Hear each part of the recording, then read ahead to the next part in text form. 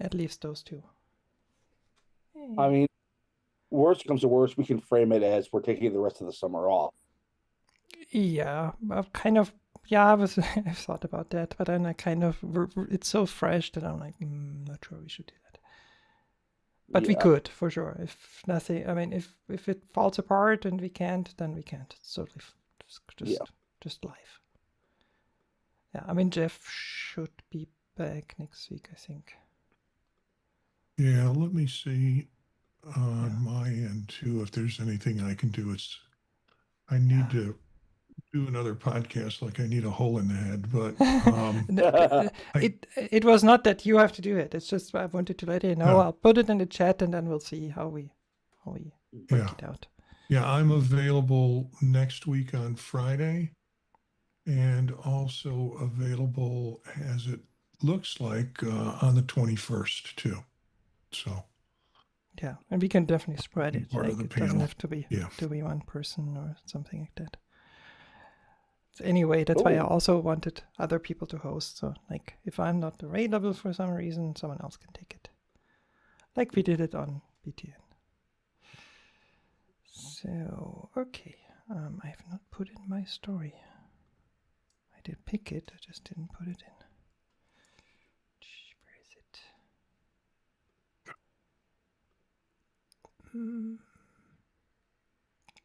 This one. Is anybody else joining us today? Don't think so. Unless Tom or Ian decided to, because Chuck wrote that he's swamped with work. Jeff is at Black Hat. Dave has some personal topics that he's dealing with. He messaged me. He's like, "Yeah, don't worry. Like, I haven't forgotten about you. I'm just dealing with some stuff, and I'll be back." Basically.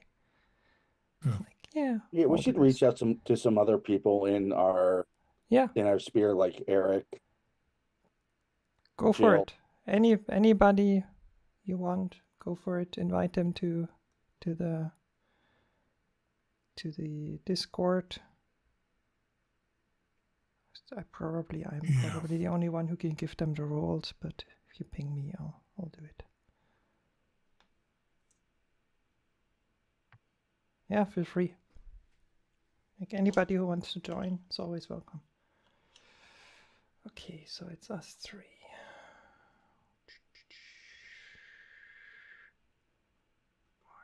Okay, now we're all on screen. That's good. Then let me do the socials and then we can get started. I don't know how good me and Marty being on the screen is. It's very good, because otherwise it would just be me. Hey, you got Pikachu. Okay, us too. So,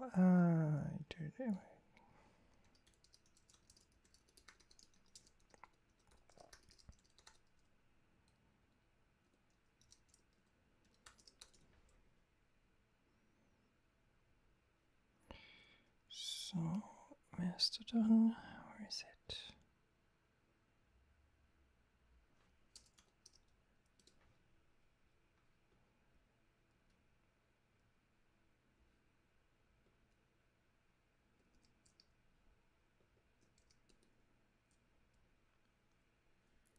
Where did the window go? Over there.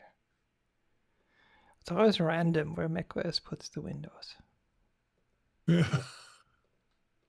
You know what I'm really hating, and I have to figure out how to shut off, is that I want to drag this window over to move it, and instead it expands it to cover the whole screen. God, what a... that is in... I found it somewhere because Jeff had the same question. Where was that? It was some weird setting in system preferences. Yeah. Was it appearance?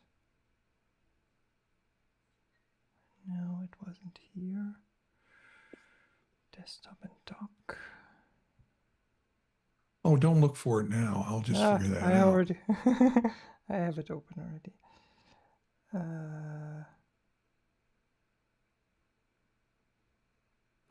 There. Drag, it's in desktop and dock. Drag windows to left or right of screen to tile, and drag windows to menu bar to full screen. There's those two options.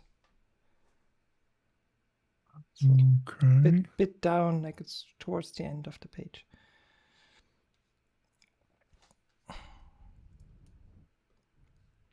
Yeah, both of those are turned on. Yep. Oh yeah, I just turned off all the tiling options. Good. There's Oh. that. I should literally have a dialog box behave exactly like macOS 9. Soon you will just be able to ask Siri AI to do that for you. Be like, can you please behave like macOS 1.0? Oh god, that would suck. That's number 2. And Discord I need.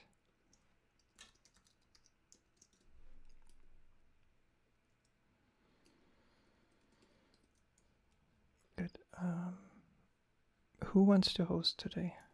Should I? Do you want? Why don't you host Okay. if you can? Yeah. Sure. No problem. Easy peasy. Good. Good. Ready to go.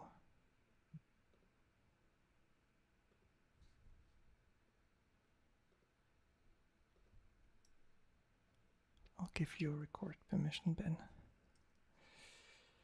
Good. This means I need. Pressing the I'm spy waiting on a button. call. I'm waiting on a call for a service person. I don't think will happen during the show. Recording but if it in does, progress. I'll mute out. Yeah, it's fine. No, they Hey, will bring of him on the course. show. They will of course call during the show because that's how it always goes. Yeah. Yeah. So, service person, what is your drop today? That would be fun. Well, then they're like, "Oh, I dropped my hammer." They're like, "Okay." Yeah, it's like, yes. Oh, what, a carrier HVAC system?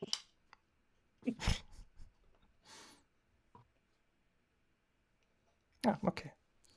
YouTube is always weird. Good. That looks good. That looks good. Then I think we can get started. Need the script. There. Okay. Ready? Yeah. Ready? Good. Where did I leave my drink? Give me a second. That I should need it.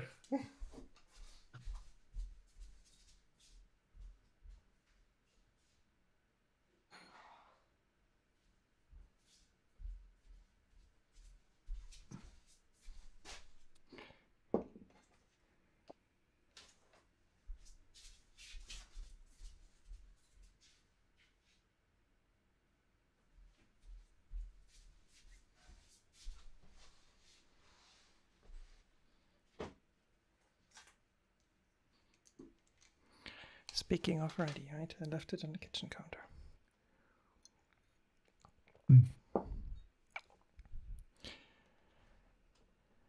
So Apple is so determined to own your dashboard that they've now set their sights on the water. Yes, really. CarPlay is coming to pontoon boats. Yes, those pontoon boats. The slowest, most relaxing vessels on any lake. And Apple wants to put a software update notification in the middle of that. But behind the joke, there's a real question worth asking. Why is Apple so hungry for this? And what happens when they get it? So there's some really big stories this week. Let's get into it. This is the Tech Hangout. And with that, I'm going to introduce my panel for today. I have 2 amazing people with me discussing the big stories that we found in tech this week. And I'm going to start with the guy in the baseball shirt. I'm guessing it's baseball. Ben? Cubbies. Yay! I got it. Go Cubs, go. And it is great to be here, Patrice. Thank you. Thank you for being here. And I don't know. This seems to be, what is that? Some sport, right? Baseball. Yep. It is the sport. The sport. Okay. That's what you say. I See- think people would disagree. But Yeah, Ben is Oh. in the area. He's in Wisconsin, but he likes the Cubs, which is a tantamount to being a trader in Wisconsin. I Oh, I'm in live Iowa. out of the He's in area. Iowa, not in I live, Wisconsin. Iowa. Okay. I Yes. live well, Iowa makes sense because that's where all the summer farm teams for the Cubs are. I live out of the area, but grew up a couple of miles away from Wrigley Field, Cubs Park. And so, yeah, you've got two lost Cubs fans on today. However, they are on such a winning streak. When I saw Ben in the Cubs uniform shirt, I thought, yeah, I get it. Yes. Ben's excited. Yes. Hashtag MVPCA. Yeah. Jeff would say, "Go sports team." Yeah. I love their outfits. They are definitely good. The other voice you're hearing, the other, I guess, Cubs fan is Marty. How are you doing? I'm doing okay. This is what I've been doing the last couple of weeks because I've had time off from the university. I've been fulfilling all of my regular doctor's appointments and basically getting like all my service appointments done. And this is the thread that kicked me over the top today. Sir, can I have your last name? Gencius. Jencius. And then I wait for about 45 seconds to a minute before the next question. And all I can imagine is the person on the other end, and I've seen this in person too, is on a really slow computer or really bad service network with old software. And I'm like, don't you realize how this impacts the customer interface? So yeah, that's been my observation over the last 2 weeks. The And it's company. frustrating. I don't think businesses think about it, No, it's all and about trust me, Ben. and trust me, as someone who has worked in a call center, the customer service agent is frustrated as hell. Yeah, because they're using that crap all day. Yeah, it's all about KPIs and ROI and like bottom line. It's not about the customer's time. Like that doesn't matter. No. So yeah, I've had to deal with having a wasp nest removed from my tree about the size of a basketball. Wow. I have flooding in the basement that I am waiting for a return call on. And then, going out to a bunch of different doctor's appointments. So this has been real present for me, how slow computers are. Yeah. Yeah. And I mean, these days, especially, they feel especially slow. I don't know what it is, but I think it's just everything else has gotten so fast that they feel especially slow these days. Just yeah. On my end, it's busy. Yeah. It's hot. We've had 100, 510 degrees Fahrenheit, so about 40, 41, 42 degrees Celsius here this week. Another heat wave, I think the third or something. It's about to end today for a couple of days, but then it comes back, so it's not over. Yeah, but not a lot of rain. Like it's not that it's cooler and now it's going to rain. There might be some thunderstorms, but very little rain. Like it's just everything is dry here. We've been in a drought, like literally. You would think like Austria, like all those lakes and rivers and green trees and all of that. We have areas where they had to restrict water now and so on because it's getting that bad.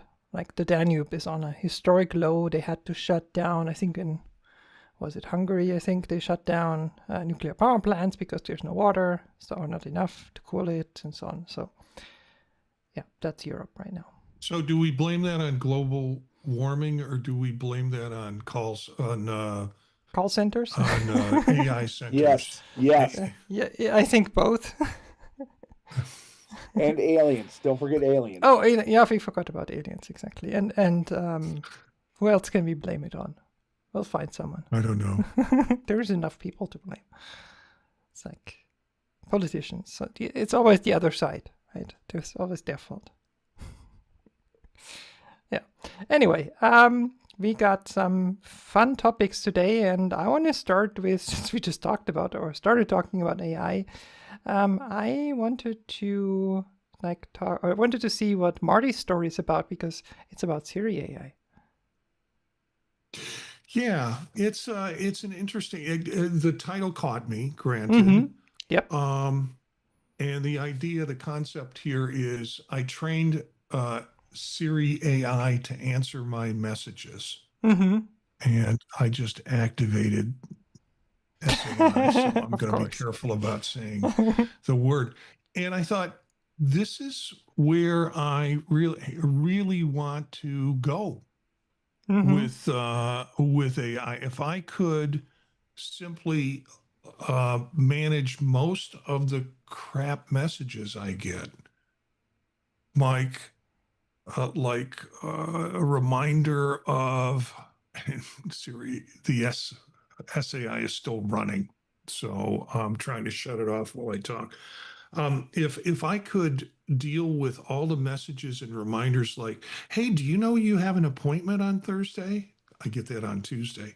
Wednesday, hey, you still have that appointment on Thursday. These are all text messages coming to my phone. And apparently this article talks about a person, the author, who set it up to respond automatically using SAI context and got some interesting responses. Now, the article later goes in and says, well, you can set this up manually or you can set it up automatically.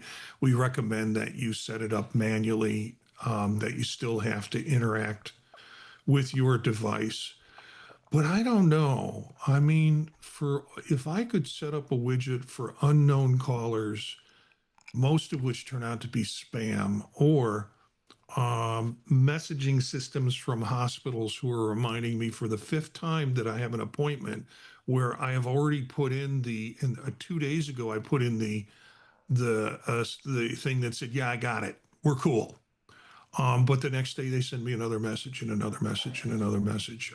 I would do it. So my question to the group is, and it depends is not a good answer. Would you set up your message system to automate responses to people? Now, if you're going to suggest it depends, I want to know what the depends is. Okay, I'll say it. It depends. I think for some things yes, and for some things no. So the text chains I have with Jeff, for example, and Jerome, and like some of my friends, no. Because those are human, person-to-person or group interactions. I want real humans to be in there. The automated messages I'm getting for, hey, there's a delivery, or like you said, hey, you have an appointment, or anything like that, yeah, why not? Let an AI handle it, because, I mean, honestly, I don't really want a text message for that anyway. It's just a notification telling me that something is happening that I most likely already know about. Or it's spam, which in this case, I don't even care. So, yeah, would depend. It would be fun to set up particularly rude widgets for spam. Oh, yes. And see if their AI interacts rudely back with my widget-generated rude AI. And very soon they're speaking... And very soon they're speaking a completely different language and nobody understands what they're even saying. Or they start saying like, do you like your kneecaps? Or do you like your meat bags kneecaps? Is probably a better response. Yes. I mean, what is the worst thing that could happen here? Honestly, what could be the worst thing that happens? Yeah. Ben Well, has a Terminator in the background for the people listening. That's okay. I mean, that's all right in my world. Well, I mean, if it does, then... So I don't have to get any of those messages anymore. It's true, Yes. I mean, honestly, that is the thing a lot of people want from AI. Like, take care of the annoying, stupid stuff that we don't want to deal with, that doesn't really help us. Right? Yeah. I want a personal assistant.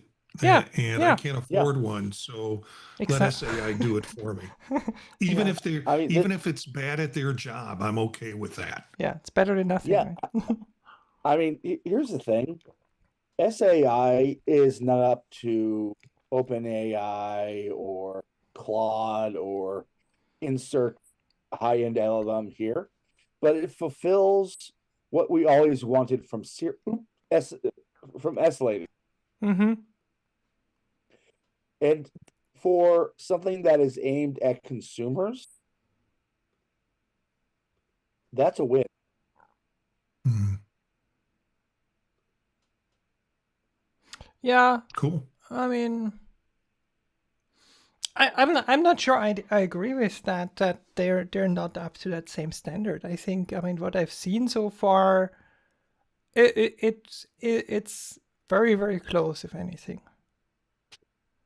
There's some flaws still in the implementation, but I think those are just bugs. But I would say it's surprisingly good, which is not, I mean, actually not a surprise because it's backed by Gemini models. So, and we know those are actually not bad. So some of the automated messages I get for appointments and such, or reminders Yeah. for appointments, would you like to put this in your calendar? Chances are it's already in my calendar. exactly. But if it's Yeah. not, and there's no harm, I guess, in adding it again. And Yeah. then do you want a reminder of this upcoming event? And sometimes I need, because I do a lot of medical appointments early in the morning because I'm up early and I want to get running.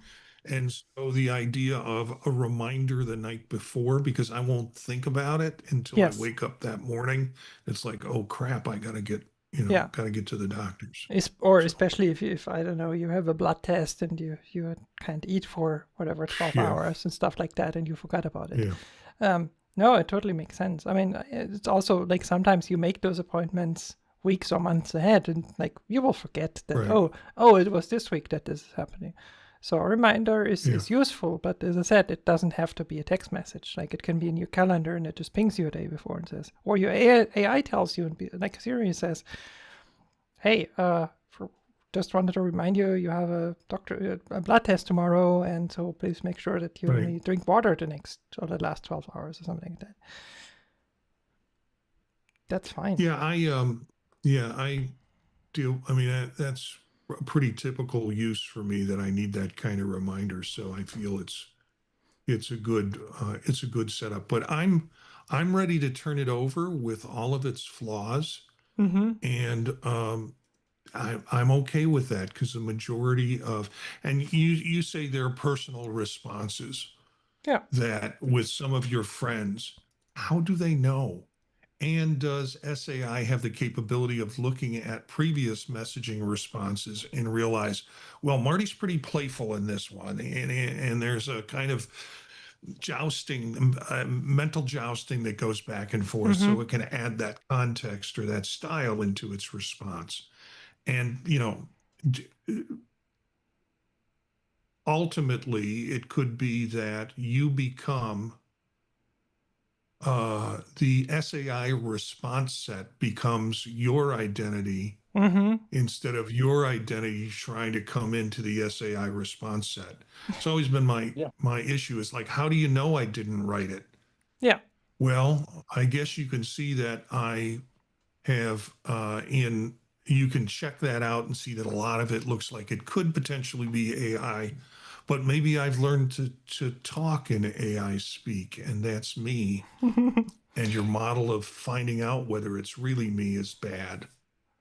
I mean, in a sense, that's inevitable, right? I mean, we just like our language in text messages is not the same as what we speak right now.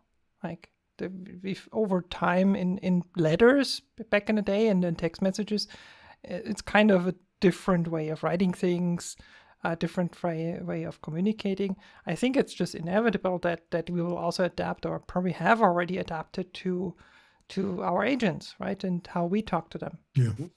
Like I'm hoping it's closer right now, probably closer to texting, right? And that's why people say please and thank you, and people say, don't say that to agents.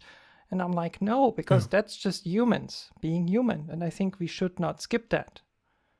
I mean, it might not matter. Yes, it might waste whatever half a token for that, but usually AIs are LLMs these days are pretty good at just parsing that out. It's like it's not important to Yeah. them.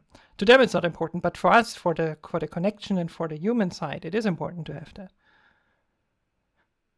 To feel this is still a somewhat human conversation, even if we know it's not, right?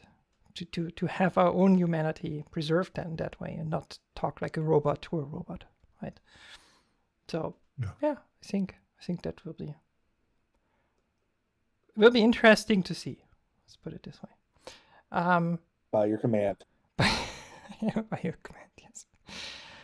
Speaking of commands, Ben, you brought the headline stories for today, which is CarPlay coming to boats. Yeah.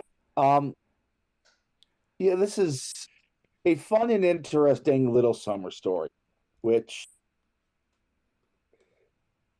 it kind of got me on my own little thought exercise, but let's kind of talk about it here. Mastercraft Boats, which is one of the biggest boat makers in North America, is adding CarPlay to its Crest and Belize pontoon boats. Yeah, also known as the party barge. So not only will this be able to play all your stuff, but it is working with a company called Savvy Navi to bring on-water navigation as well. Savvy Navi. So they, yes, yeah. And why is that important? Well, because well, I can't talk today. Rivers are messy. You have Yes. snags. You have rocks. Mm-hmm. You kind of want to know what the water level is, so you don't find yourself walking or swimming a little bit to shore to get someone to get your boat out. Yep. This will include the subscription. It says I can't talk today. A prescription maybe as well for all the Xanax you need. Yes, but I have to say, for all the years there has been CarPlay, number one, why has nobody done this? Yep. And number two, why hasn't Apple and Google, for that matter, kind of made this a priority? Because leisure boats are a huge market. Not only that, in addition to thinking about them in leisure boats, what about commercial tows? Putting like a water navigation app in there first party, and kind of bringing in all those navigation charts and giving basically more money for Apple's CarPlay partners, to make there. I mean, yeah. I'm kind of wondering. I mean, for those like what you said, like the pontoon boats. I mean, that's more like a leisure thing. So it's for people. They have cars. They have CarPlay. They buy a boat. I think there it makes sense. I'm not sure it makes sense for more commercial. Like Yeah, I think commercial already has quite a sophisticated radar sonar system built in, and they're not going to do it through CarPlay. Yeah. Savvy Navi is the app, and I imagine what the app did before CarPlay was people just used it on their phones. Yeah. And as a result, they got the information that they're getting through CarPlay, what they will be getting through CarPlay. Now, here's the thing, and I don't know about the app. is it basically, and I assume the answer to this question is yes, is it basically scraping data from other people who've been up and down the river, and then using that to come up with a better navigation piece? Like, rivers change underneath, Mm-hmm. flow patterns change depending on tides and things like that. So it's not that you've got this wonderful new well, you do have this wonderful new navigation system, but they're also using your data to make it a new wonderful navigation system. So in a sense, I know where you were on Saturday Mm-hmm. because your data says you were on a boat. Mm-hmm. And yeah, so it's Which interesting. you can also track Basically, Instagram for that data. Yeah, usually for yeah, those people, and exactly. yeah, Yeah. the boats that they're putting them on are the real high end, expensive. Basically, they're being used as pubs on water Yep. by their owners. So, Yep. Yeah. I mean, I would assume. I mean, I've been thinking I know nothing about boats, but I know a little bit about aviation, like especially general aviation, where this would be like. I was thinking about that. Like, there's a lot of apps for GA that, like, ForeFlight or Sky Demon or Garmin has now one. Where I'm like, people are using iPads or iPhones today for that, and would CarPlay in planes for that be useful? And maybe. I mean, like I mean, it's similar in a sense. Like what you need is you have those very specialized maps, and they change, right? Because new restrictions, new, as you said, new flow patterns. I mean, in the air is a little bit different. There's water, like air flows differently, but sometimes there's like new routes or new restrictions that can be put in. New, like, airports, airports expand their restricted zones around them that you shouldn't fly into, or at least not without permission, or new restricted zones get put up over cities, stuff like that. So there's a constant, like, maps in aviation get updated multiple times a year, but minimum once a year. Also, Earth changes slightly over time and so on, like magnetic field changes and so on. So they're very, very specialized maps. And those apps provide those. And here's where I think they can extend themselves into, given that Apple is going to interject ads into maps. Yeah. So I'm floating down the river. I've kind of emptied my cooler, and oh, look, pop up! I can pull off to the side to Ben's Oyster Bar and pick up some more liquid refreshment and some oysters. Yeah. And gas. And if you do it like Waze, you can be warned where the patrol boats are on the river that might come and check to make sure you're not too intoxicated to be driving that ultra expensive float on the river. Yeah, DNR boat check ahead. Yeah. I mean, I see possibilities. It's definitely a good question, Ben. Like, why has it been taking this long to do this? Yeah. It seems like an obvious idea. It just seems to have taken forever to do this. Oh yeah. Yeah, and I mean, this is a third-party implementation. Do we know Apple has no involvement in it? But also, as far as we know, Apple is doing nothing to stop it either. No, I think Apple would be totally fine to say, "Hey, you wanna have CarPlay on your boat infotainment system? Pff, if it works for you, you're like, pay us some money and you get it." Yeah, but I have to.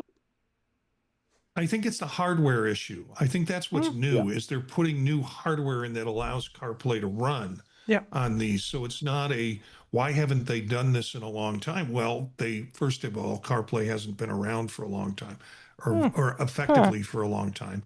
And Yeah. secondly, it's the getting the right hardware in these models, which takes time to do. You can't just Yeah. Yeah. flip it in a short period of time.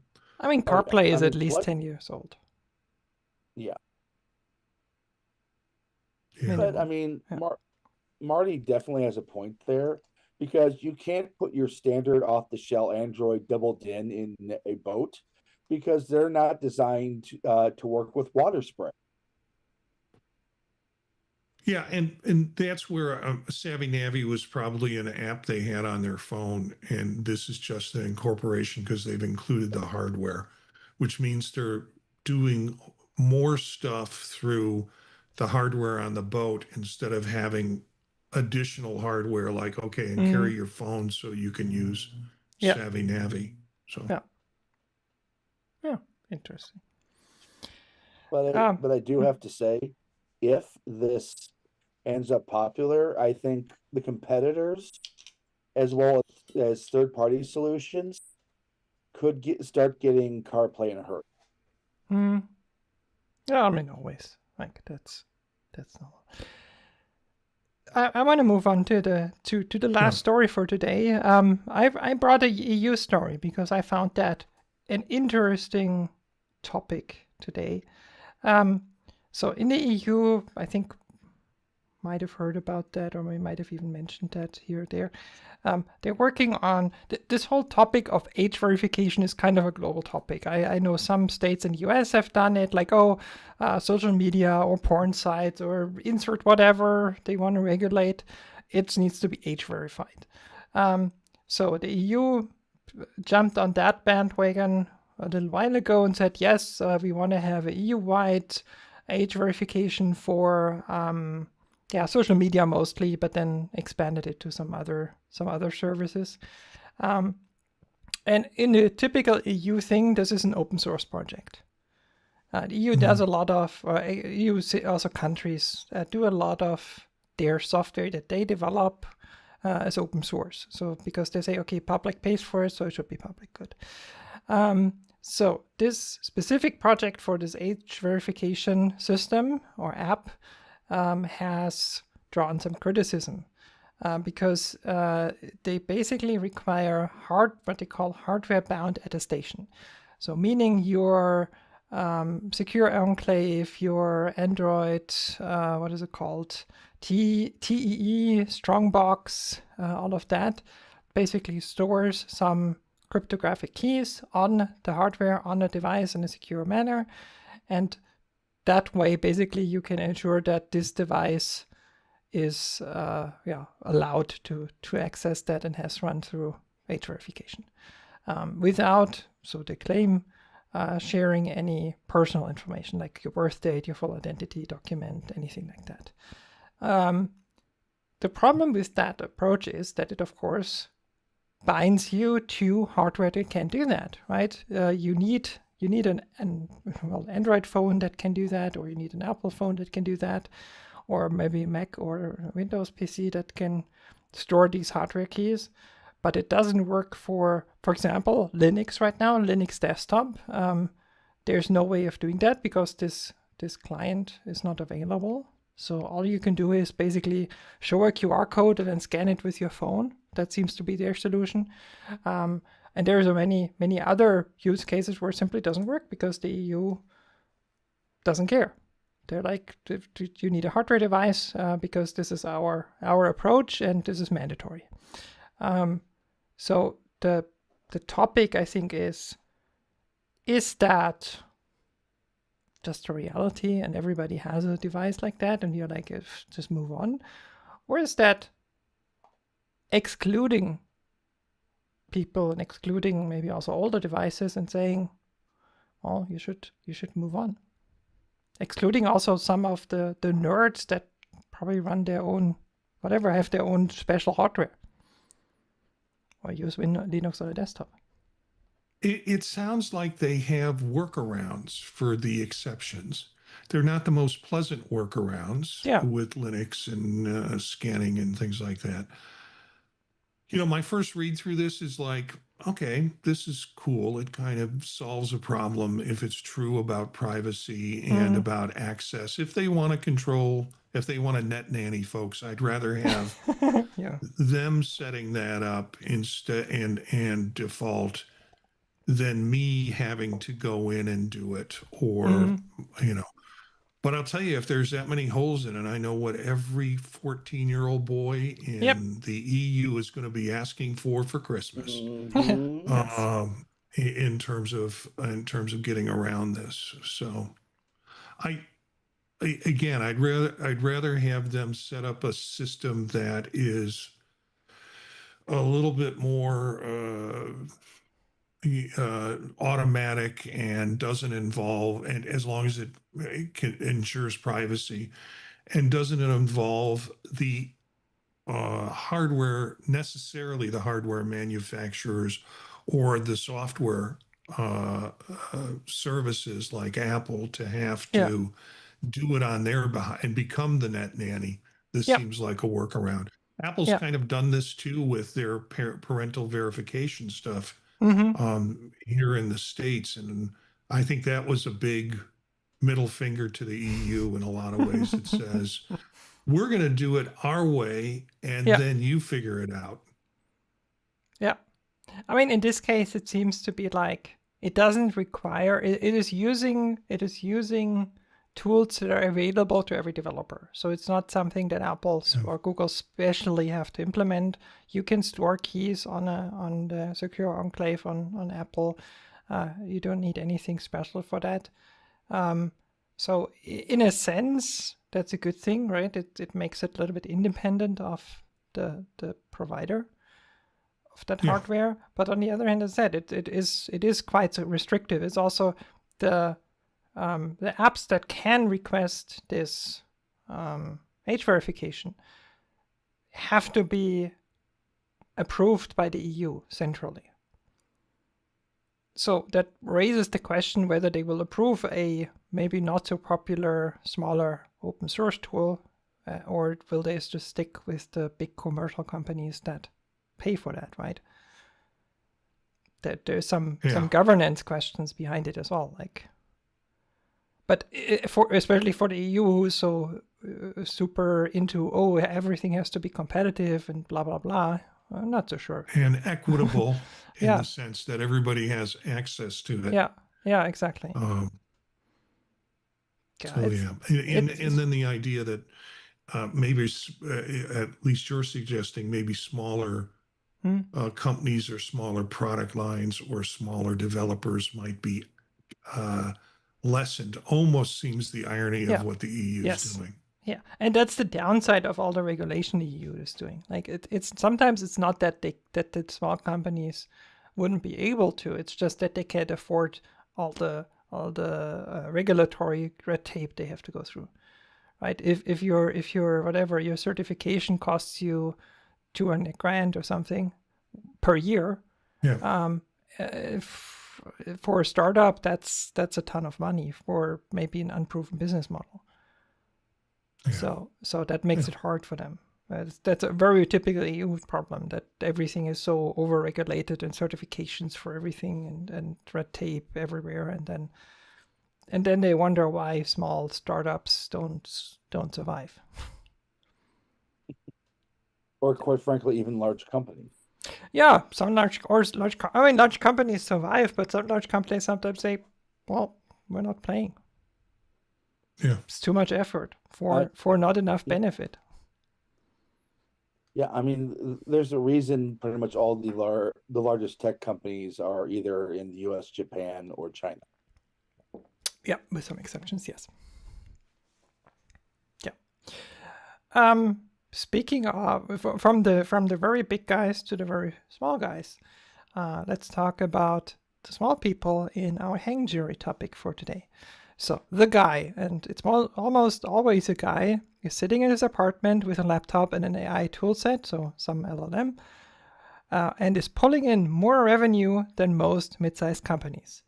That's what Stripe in its release data this week is showing, that the number of solo operators on their platform is hitting, the number of solo operators on their platform hitting $1 million in revenue has doubled since 2023. The 10 million operators has tripled. So single people, one person, no office, no employees, no HR departments. It's just them and the AI doing the work that you needed to do with a team before. So the hang jury question for today is this the greatest entrepreneurial revolution in history? Or is it this dystopian gig economy 2.0 where AI lets companies eliminate everyone except the guy they're technically not even employing? Because, on one hand, one person with good prompts and a Stripe account can compete globally, and it's kind of very cool. On the other hand, who benefits, right?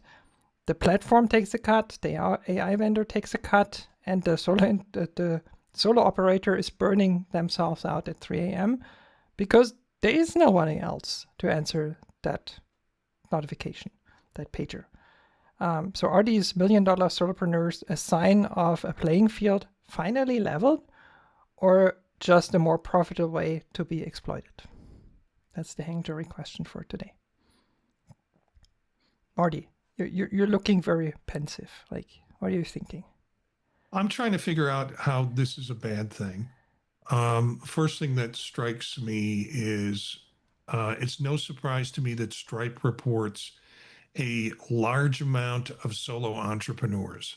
Yeah. Because if I have a solo project, I am going to avoid a whole section of my operation that involves money and dealing with money, and I'm going to outsource it to Stripe. Yeah. So the fact that there's a lot of these reported by Stripe doesn't surprise me. Yeah. Apple will never do Stripe. Apple has its own system because it's a big enough company to do that. Yeah. And I keep thinking, if I'm a small entrepreneur and I am attracting enough use and money through whatever I'm doing, I don't even get to the point where I have to compete with the big boys. The big boys just buy me out. And I was going to say Florida, but I can't go to Florida anymore because of the politics. I'm going to find some comfortable, progressive, wonderful vacation place to retire in. Hawaii. And it's too humid. Arizona. Yeah. Too hot. Too hot. Okay. Yeah, I'm kind of northern U.S. I like Four Seasons kind of person, but so this, I don't know if this is a problem. That's when you said you're looking quizzical. I'm trying to figure out how this is a problem. If they can continue to survive as a solopreneur or entrepreneur, then they'll continue to survive, or they'll buy or outsource some of their service. Or they'll hire a staff, even if it's a small staff.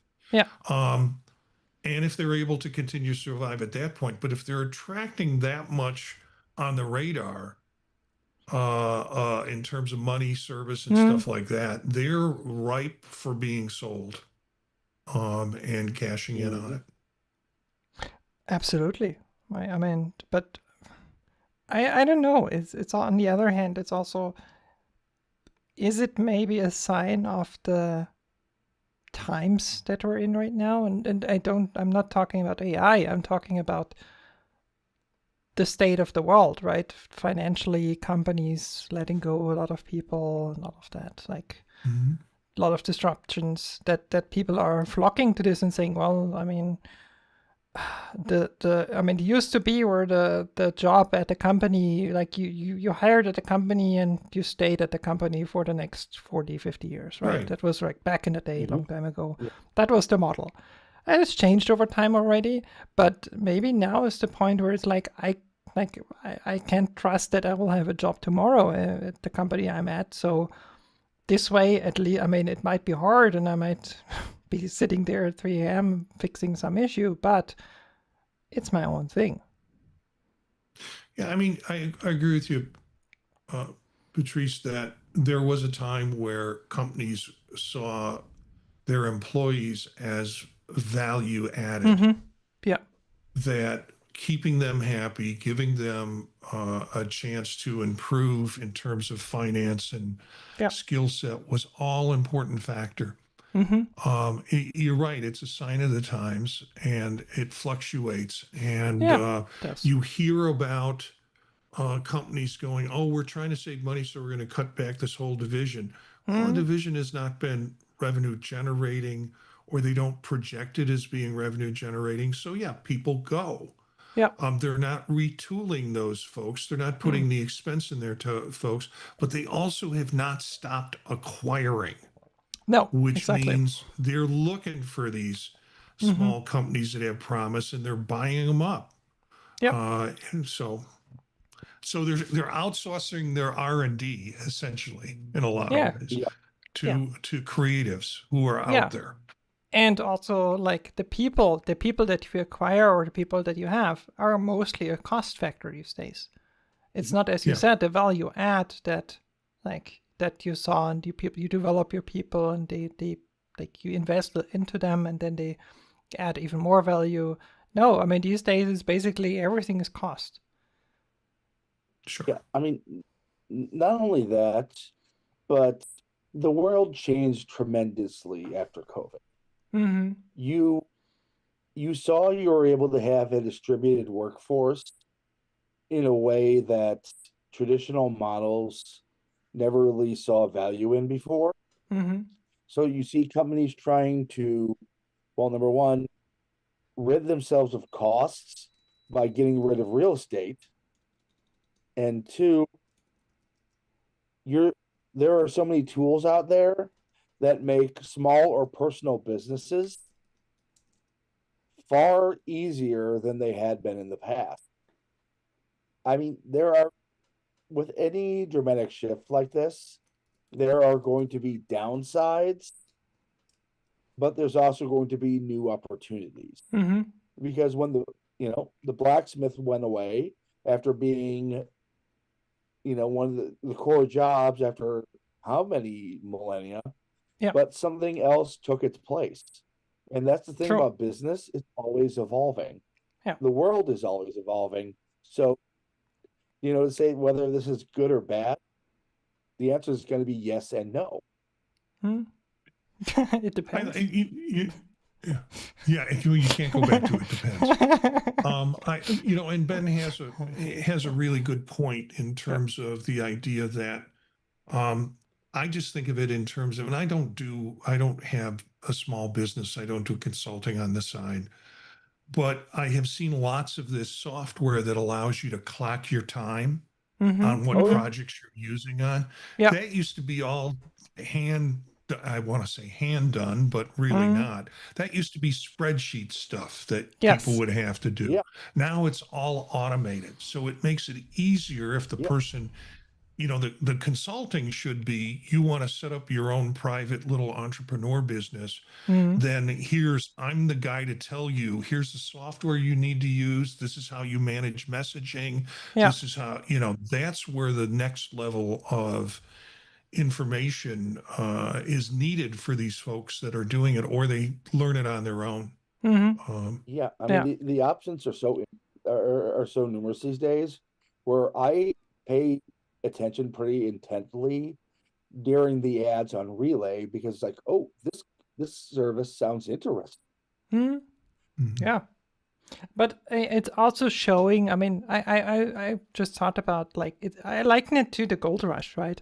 The gold is the small solopreneur, like, doing their thing and making whatever 10 million, but the money is being made by the AI companies, by the small business companies like Stripe, for example, maybe a Salesforce even, or whatever, if you need a little bit more. Like those types of companies, that's where they're really making the big bucks, because they're benefiting from all the work that the little guys are doing. It's always been that way. It's nothing new, right? But It's just, and I think AI in that sense is just another tool like that.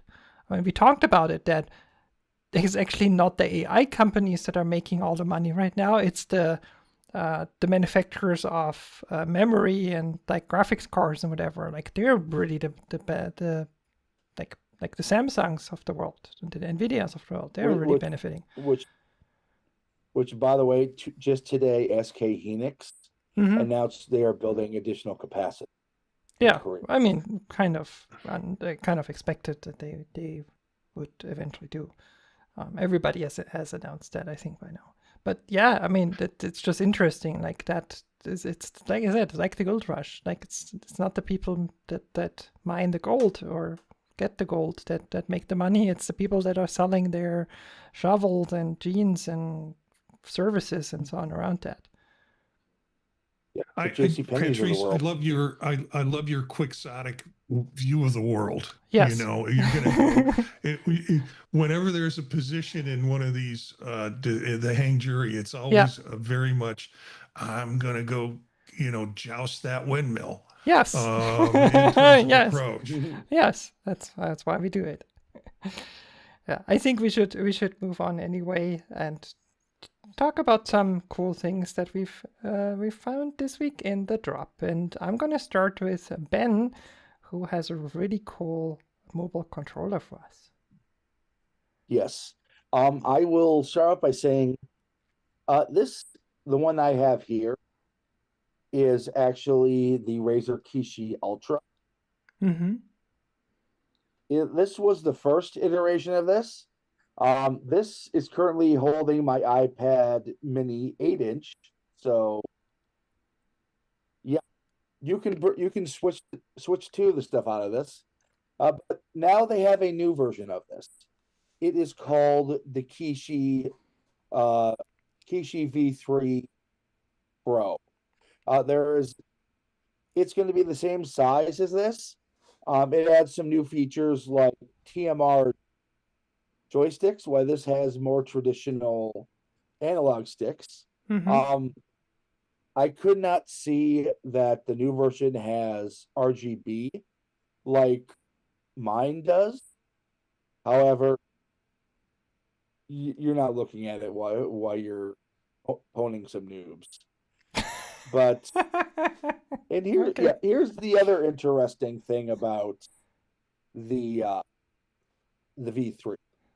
Not only is there going to be this same full size that will work on your Android or iPhone, thank you USB-C, or your small size tablet, there is also the XL. That will work on an up to 11-inch tablet. I mean, that would literally be like holding a truck wheel while trying to game, but the fact that they saw enough people gaming on a miniature tablet that they said, let's try it for a full-size tablet. That's interesting to me. And the more powerful these things get, I mean, let's face it, your iPhone has about the same gaming power in it as a Switch. So there's definitely a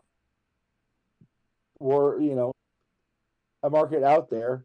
This actually does not feel all that bad. I can't wait to try this on the next gen version of the iPad mini. And yeah, this is also in a thin case. So I don't even have to take that out. And it fits perfectly. And this is full size, so you don't have to worry about those tiny little sticks and buttons. So Ben, I'm not a gamer, but I do manage to purchase a couple of Switches. And when I looked at it, I thought, well, this looks like kind of a Switch connector, until I looked at the back and how it's a complete bar that goes across. There are two types. two versions. One's like $100 and the other one is a shorter, or is $150. The $150 one handles large 13-inch iPads. The $100 one does iPad minis and iPhones. And but if I pay the 150, I can't use it with my iPhone from what I can tell. So it is pretty much for 13-inch iPad users who want to have that. Yeah. The XL is specifically for iPad and equivalent Android tablet users. Yeah. Cool. Very cool. And if anybody needs me, I will now go play Madden. Marty, you even have two really cool things for us. I saw in the. Yeah, I threw a second one in because the first one is rather academic. I found this app, which by the way is free and downloadable, and it sets up workspaces for. It's called I'm not sure I can pronounce it. Atelier, which is Atelier? ATE. Yeah, Atelier. ATELIER, and it's a scholarly workspace. Yeah. I found it, and then I realized this gives me an opportunity to procrastinate on a bunch of writing that I promised would be done by Monday by playing with this app. There is another app for academics that's rather expensive for databases and search called Illicit. And I pay for that. It does a wonderful job of pulling articles and such. I have 4 pieces that I have to write that are, I don't know, 1,000, 2,000 word pieces for encyclopedias, an encyclopedia that's coming out in our field. And so I have to do that, and I'm setting up workspaces with this. It's really kind of nice. And even if you're not in the academic field, go ahead and play with it because it's free. And it might have application for you in whatever other types of things that you're doing. So I felt that choice was a little bit too much in the margins for our listeners. Yeah, but it's also cool to see. Yeah, it's very cool. I can see myself using this in tandem with Illicit. So Illicit goes and grabs the articles, and then I can bring them in. It has an AI function in it. And to kind of, I would type in what I think I'm going to be writing about in terms of setting up the workspace, and it would give me a better version of what I was attempting to communicate based on what I had already put in. So I would encourage folks to take a look at it. It's at Atelier. Atelier. It's a French name. Workspace.com. Yes. That's why I can't pronounce it's French. It's French. Yes. Atelierworkspace.com. Yeah. ATELIER workspace.com. And pretty kind of cool app. I'm been redesigning what my workspaces look like over this break, including some apps that DocStar and other things to kind of help make my desktop more functional. And this seems like this will be something I'll be using for my productivity process that I'm using. Now, as I put that in this morning, I thought, oh, wait a minute, Little Finder Girl. And I put a link in because we hear a lot about Little Finder Guy. And actually, when I searched for Little Finder Girl, if you just do a search for that, you will get links to places where you can download the code or what you need for 3D printing. Yeah. Along with the link in here is somebody who's turned that into an Etsy shop. So it's a Little Finder Guy with Little Finder Girl colors. And then I saw some ones that had like little bows in their hair, So people are kind of really, Yeah. they're kind of really riffing on Little Finder Girl, and that's pretty cool. Mm-hmm. Yeah, I found one in the EU. They're keychains, little keychains, and they have both, and it's really cute. I'm like, I might order that. It's from Spain. So And I think they have one, I saw one that has them both holding hands. Oh. Yeah, no, this Or is you could actually get, that is exactly the one I found. It's the yeah, one from it looks like they're holding hands, but it's like it's two keychains simply. It's, yeah. Yeah. I'll put it Look, in the chat. yeah, I will say this. I honestly find Little Finder Guy a little creepy, but this is adorable. Mm-hmm.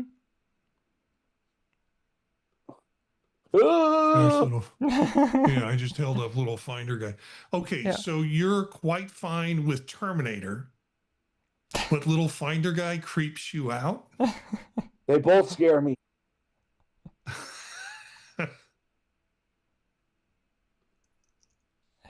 It's really cool. Yeah, I saw that when you posted that, and I'm like, wow, this is cool. I got obsessed with this. Let's see. Now yours, I've been telling myself, Patrice, I need to watch this You because do. the trailers have been pretty funny and pretty Yeah. cool. So I completely Yeah. missed this. So my drop for today is a TV show. It's Stuart Fails to Save the Universe. I had heard absolutely zero about this, which surprised me. I saw Will Wheaton posted on, I think, his blog about that there's a new podcast that he's doing about Stuart Fails to Save the Universe. I did know nothing about this show, nothing what this is about, but I was like, if Will Wheaton thinks this is cool, I'll watch it. So did said, you watch Big Bang Theory? Yes, I love Big Bang Okay, so you Theory. get So that's Stewart, why yeah. that's why I'm like I knew basically until I started watching the episode and I saw that the title basically, I was like, oh, maybe this is in the Big Bang Theory universe. I had zero idea what this was about. It was literally just like, okay, something Will Wheaton is doing is usually pretty cool. I'll watch it. I'll give it a try and I'll listen to the podcast. It's amazing. It's the guy Stuart from the comic book store. Like, he owns a comic book store, has a really cool like arc in Big Bang Theory. I'm actually, funny enough, right now rewatching Big Bang Theory because I do that every couple of years. So that was kind of a surprise. What makes this different is it is not a sitcom. It is a comedy show. And it has some action elements. And it's basically, there's an accident and reality changes. Because I think what was the story? Leonard and Sheldon like did something and like some experiment failed and now the reality is different. And basically Stuart tries to prevent that or change it back to the way it was. And he travels through different, let's say, iterations of the same world. So the first episode is like a really, it's kind of a multiverse kind of thing maybe. So the first episode is really, like, it starts really dark because it's a really bad universe. Like, people are trying to kill each other and it's like it's post-apocalyptic and he stumbles through that basically. And it's Stuart, it's Kripke, it's Bert, the geologist, and Stuart's girlfriend eventually, or from Big Bang Theory. So those are the four characters. The others show up, like we had Raj, for example, in the first episode even, or the second, something like that. So we have the others do show up here and there. Penny was in there and so on. But because it's a different universe, right? It's the same characters, but slightly different.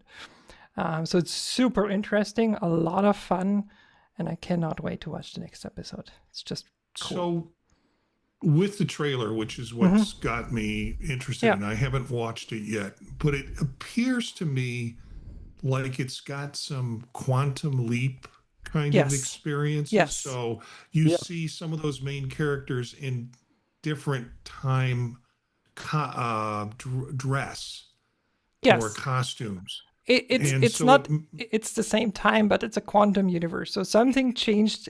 The universe is different. Like they're still in whatever today's time, but the universe is different. Okay. I don't know. It's like like without spoiling too much, but there's like the second episode. They're in a universe or in a quantum universe where everybody's super happy. It's all very clean, but there's an AI that is kind of controlling, and every negative thought gets punished. Stuff like that. Huh. Okay. So, but it's the same characters, right? In that context, and that's the podcast is also super interesting because like it has, of course, Will Wheaton, but also the other like it's Bill Brady and what's the other guy? Blanking. The two producers from Big Bang Theory. Now I'm blanking. Oh. Yeah, what's I'm his blanking name? now. What's his name? He wrote the notes at the end of all the shows. Yeah. Exactly. Anyway, like they're basically on the podcast and they talk about it, and also quite a few of the actors, of course, show up, and like what they said is what is really cool is they get to play the same characters, but in different contexts. So they're subtly different every time, because of course their universe changed them. Yeah, and then think of it in terms of writers. Yeah. You're in this show. You're kind of not locked into Leonard's apartment as the scene. The writers can kind of go anywhere. Yes. With this, which is pretty cool. Yeah, exactly. So it's a really really interesting play on a universe you kind of know, and on characters you kind of know but are slightly different.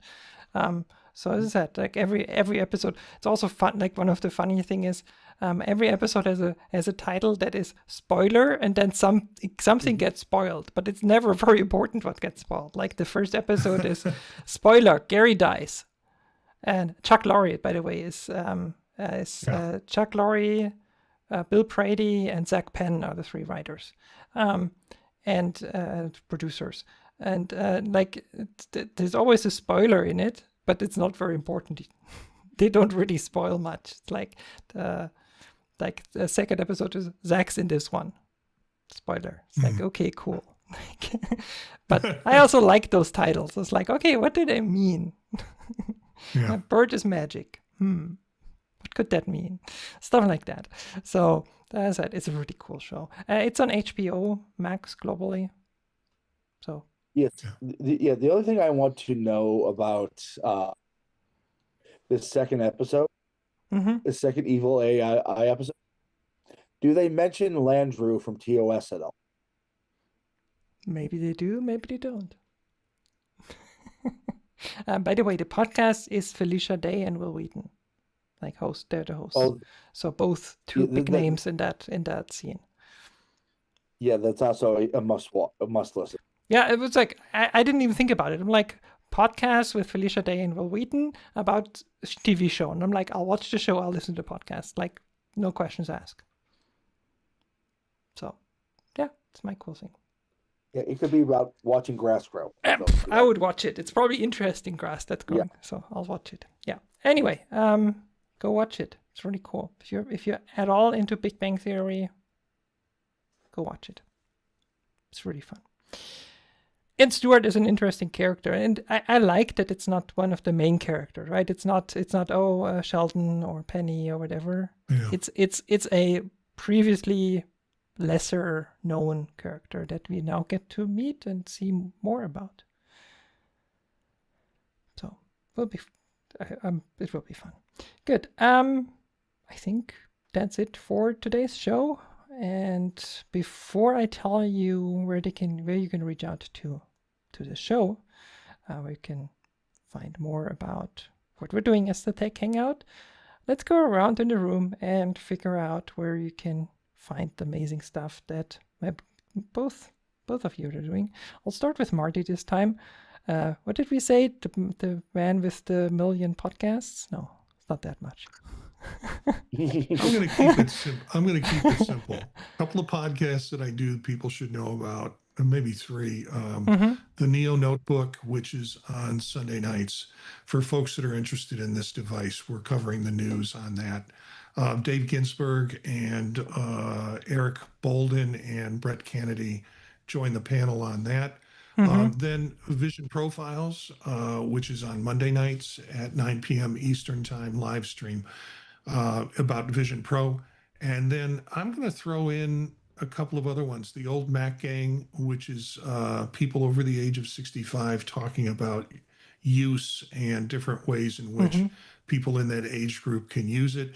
And then Fade to Chat, which is the movie review thing that I do with Cindy Rotz on movies from the 30s, 40s, 50s, and early 60s. Mm-hmm. So that's all of that you can find at thepodtalk.net. Just go to the website, thepodtalk.net, and you'll have links to that and other shows that I'm on, including Chuck's shows, this show, and also Dave's show on In Touch with iOS. You can catch me at Gencius, Jencius, on the socials and DM me there. Yeah, all very cool podcasts, I have to say. I'm always enjoying them. Ben, how about your awesome stuff? Well, you can find me at Ben Rathig on your social media of choice. You can also find my writings and ravings, at least from up to 2004, on rathigtech.com or 2024. I was probably drunk in a bar in 04. Yes. You can also find me here most weekends on the Tech Hangout. Very cool. You can find everything I'm doing on my website. thepatrice.com will take you there. Podcasts, projects, social media links, all the cool things and the drops that I've picked over the years. You can find, there's a page for that. And I have a really cool podcast with Jeff Gamet called Retro Rewatch. I always like to show the mug because I just love that mug. We just posted, and literally it's been about 2 hours, the 100th episode of Retro Rewatch. It is a very special, we did 499 last week. We did a really cool episode with Dave Ginsburg, where we rewatched the first 2 episodes of Chuck, the TV show with also nerd show kind of. But this week we had a very special interview guest that I found, someone I met and got to talk to a lot on InSpace, Ray Maxwell. He's done, I think, Mac Break Weekly, if I remember correctly, something like that. I'm blanking on it, but he's like a really interesting guy. A lot of interesting stories. He's a pilot, like he's a flight instructor, all of that. And he used to hang out on the set of Stargate SG-1, and he knows or knew, well, because Donis Davis died in like the late 2000s. He was very good friends with Donis Davis, aka General Hammond, and like because he's in Vancouver, Ray is in Vancouver, he was on the set quite whenever he had time. He said it was like more or less like around the corner, so he would go there when he had time. So we talked about that, like his experience on the set and the things he saw and the things that were interesting and whatever. So that interview is our 100th episode of Retro Rewatch. That was a lot of fun. So yeah, go check it out. It was a special edition. We'll probably do that again. Like Ray has so many stories. Like I do the Pilots Lounge with him every week, every Friday, and non-stop stories. There's so much. Like he is a wealth of knowledge. Yeah, and you guys did take time to go golfing through the Stargate, right? Yes, of course we did. Yeah, there were some interesting things that he talked about. Like for example, that the set was very practical. Like it had multiple stories. Like when you saw the exposition room, that was a story up. That was literally a story up, and you could look down to the Stargate room. Like that was a practical set. That wasn't faked. Stuff like that were like interesting. Like that they built it literally that way, how it looks like on screen. So things like that. Yeah. And he liked to hang out more with the crew. Like he was, the actor. He met all the actors, of course, and talked to them and had some funny stories. But he really liked the tech side, of course, and like talked about like how things are recorded and like all of that. So lighting, all of that. It was quite interesting. Special effects, all of that. Yeah. Anyway, that leaves me with telling you where you can find more from the Hangout, where you can follow us, all of the good things. So we're on Blue Sky at thetechhangout.com, just our website. Mastodon at thetechhangout at techhangout.social. Yes, that's where the name comes from originally. We're, of course, on Twitch and on YouTube. That's where we're streaming right now live. If you're listening to this live, the twitch.tv/thetechhangout or youtube.com at Tech Hangout Show. I always forget about that. So, and then, of course, website, the techhangout.com. You can also find the podcast. It's also on all your podcast players of choice if you want. Like you can literally listen to the audio version on your commute or whatever. And yeah, with that, thank you, everybody. Thanks, Marty. Thanks, Ben, for another cool show. Have a great weekend and talk to you next week. And we're done. Okay. Thank you. Cool. That was fun. That was Because I fun. gotta sneeze. You gotta sneeze. Have you been holding that sneeze the entire time? Yeah. God, I'm gonna look for a little Finder Go. This is so cool. I like it. Yeah. I'll order that. I think I'll order that for I want like little trans guy. Ooh. Or little trans girl. Yeah, I think that would be that. kind of push it a little bit. Yeah. I mean, that's the advantage of the 3D models available. You could literally do that. That would be cool. Yeah. All right. That's fine. Okay. All right. I think I'm going to end the live stream. Thanks, live stream. Have a good weekend.